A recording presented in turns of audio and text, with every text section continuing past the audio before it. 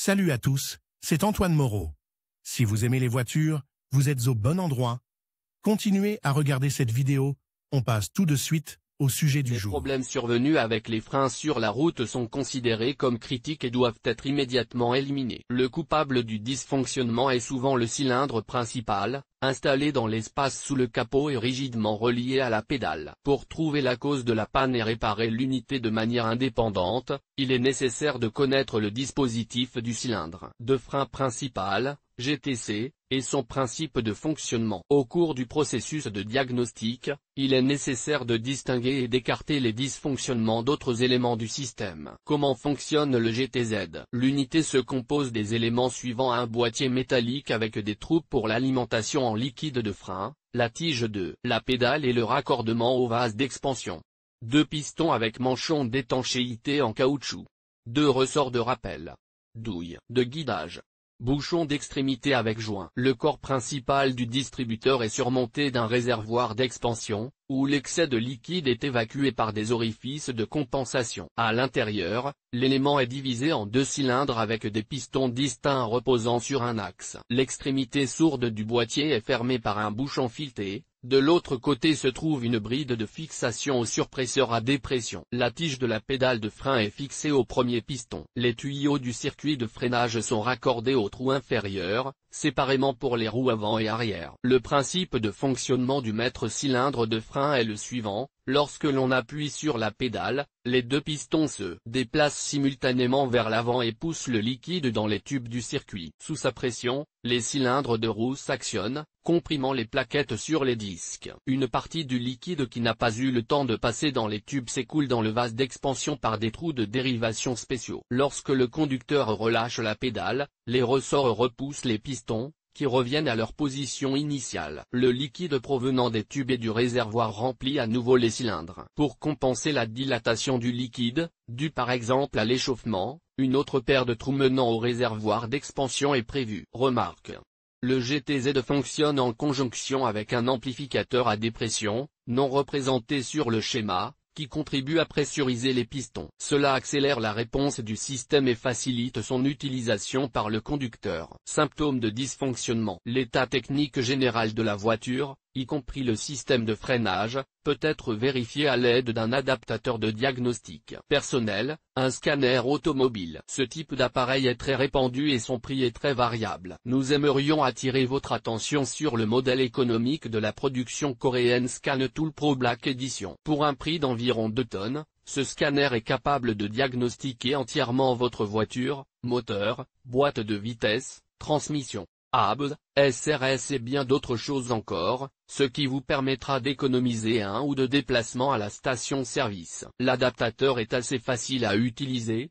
dispose d'un logiciel russifié et est compatible avec la plupart des voitures à partir de 1993. L'appareil sera également utile lors de l'achat d'une voiture d'occasion, car il peut indiquer le kilométrage réel et le numéro d'identification du véhicule. Le système de freinage se compose de nombreuses pièces susceptibles de tomber en panne: tubes, cylindres, récepteurs de roues, étriers, tambour et plaquettes. Signe caractéristique d'une défaillance du maître-cylindre de frein: le véhicule s'arrête lentement après avoir appuyé sur la pédale. La raison en est que les manchettes d'un ou de deux pistons ont perdu leur étanchéité, elles se sont fissurées ou ont flotté. Pour ralentir, il faut appuyer fermement sur la pédale de frein. Ce phénomène est dû au gonflement du caoutchouc des joints de piston. La course de la pédale de frein est trop courte. Le liquide à l'intérieur du cylindre n'a nulle part où aller parce que le trou de compensation est obstrué. Une autre possibilité est que le passage soit bloqué par un joint en caoutchouc gonflé. Un symptôme courant est la défaillance de la pédale, les freins étant actionnés en fin de course. Cela indique une usure complète des manchettes, de sorte que le liquide pénètre derrière le piston et s'engouffre dans le vase d'expansion. Le trop-plein du cylindre. Les plaquettes ne libèrent pas les disques et les tambours de frein qui, en roulant, deviennent très chauds. Variante: l'un des pistons est bloqué ou l'orifice de dérivation est obstrué. Les signes énumérés de dysfonctionnement du GTC sont similaires au dysfonctionnement d'autres éléments. La défaillance de la pédale se produit également lorsqu'il y a une grande quantité d'air dans les tubes ou une perte de liquide dans l'un des cylindres de travail. La lenteur de la décélération et l'augmentation de la force exercée sur la pédale sont souvent dues à une défaillance de l'amplificateur de dépression, une membrane fissurée ou un manque d'étanchéité au niveau des raccords du tuyau qui élimine la dépression du moteur. Certains signes indiquent clairement le fonctionnement du cylindre hydraulique principal et d'autres éléments. Lors du freinage, la voiture se déplace latéralement, le problème se situe au niveau d'un circuit ou d'une roue en particulier. Les mécanismes de freinage d'une roue sont bloqués. Grincement et crissement lors du freinage. Échauffement des disques et des plaquettes sur une roue. Si vous éliminez ces symptômes, il devient plus facile de vérifier le mètre cylindre de frein dans le garage. Cela inclut également les fuites évidentes de liquide de frein et les coups d'étrier usés. Diagnostic et réparation. D'après les signes énumérés ci-dessus, il est facile de comprendre que dans la plupart des cas, la source des problèmes est unique. Des produits en caoutchouc tombés en désuétude. Les manchettes sont fissurées et gonflées, ce qui entraîne des fuites de liquide et la fermeture des orifices de décharge. D'où la recommandation suivante, tous les caoutchoucs du système de freinage doivent être remplacés à des intervalles d'environ 100 000 km, sans attendre l'apparition d'une usure critique. Référence.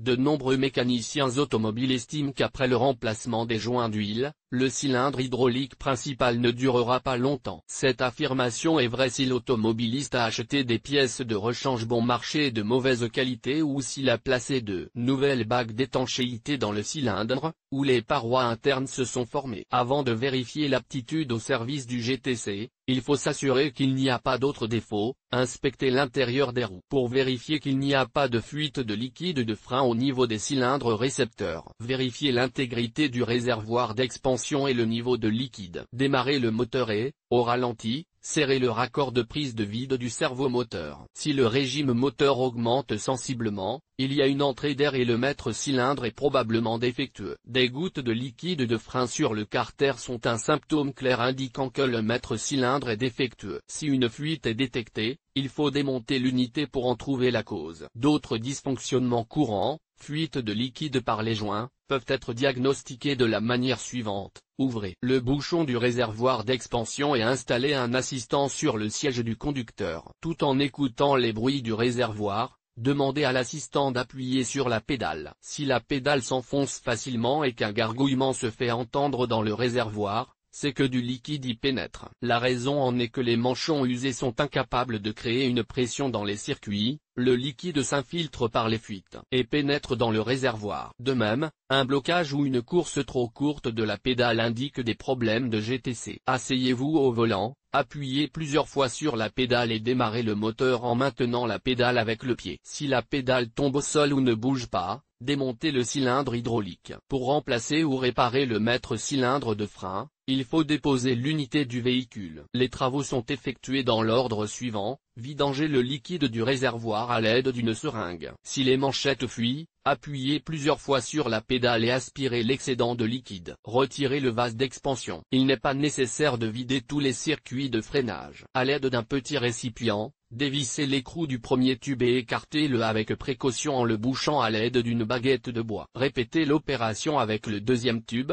dévissez la bride de fixation du GTC et retirez l'unité. La suite des opérations dépend de la conception du mètre cylindre. Si l'élément est complètement démonté, changez les joints en caoutchouc. Dans le cas contraire, il sera nécessaire de remplacer les pistons de l'ensemble. Lavez préalablement le corps et tous les trous avec de l'alcool. L'utilisation d'essence n'est pas autorisée. Après le montage, faites l'appoint de liquide et pompez le système de freinage pour éliminer l'air.